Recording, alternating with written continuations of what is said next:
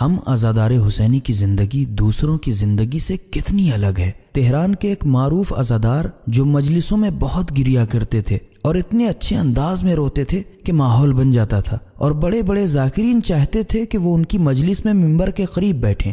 وہ مجھ سے کہنے لگے کہ جب میں 50-55 سال کا تھا تو ایک مرتبہ مجھے ایک عارف سے ملاقات کا موقع ملا۔ عارف نے مجھ پر ایک نظر ڈالی اور بولے، تم نے 50 سال مجلسوں میں شرکت کی ہے، امام حسین علیہ السلام کے فضائل و مصائب سنا ہے، ان پر گریہ کیا ہے، اتنے سال کی عزاداری کے بعد تو خود تمہارے اندر سے حسینی خوشبو آنی چاہیے، تمہارا چہرہ لوگوں کو امام حسین علیہ السلام کی یاد دلانے لگے۔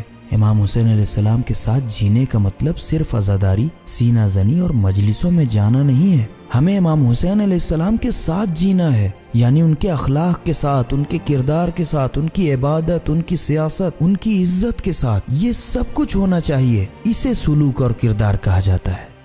ہمیں حسینی کردار کی ضرورت ہے، یعنی ہم ایک ایک قدم آگے بڑھائیں اور امام حسین علیہ السلام تک پہنچ جائیں، اس مقام محمود تک پہنچ جائیں جس کا ذکر زیارت عاشورہ میں ہے۔ ہم وہاں تک کیسے پہنچیں؟ اس کا راستہ یہ ہے کہ ہم پورے طور پر امام حسین علیہ السلام کے ساتھ ان کے نقش قدم پر چلیں۔ ہمارا ہر انداز دوسروں سے الگ ہونا چاہیے، بچوں کی تربیت کا انداز، بیوی کے ساتھ ہمارا سلوک، آفس اور کام کرنے کی جگہ پر ہمارا رویہ دوسروں سے الگ ہونا چاہیے۔ ہمیں زندگی کو دائمی سمجھنا چاہیے، چاہے یہ دنیا ہو یا آخرت۔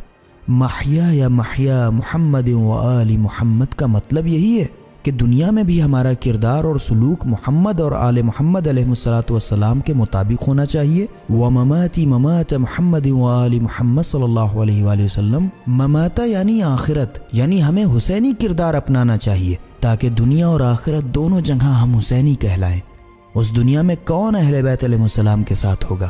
جو اس دنیا میں اہل بیت علیہ السلام کے ساتھ رہا ہو۔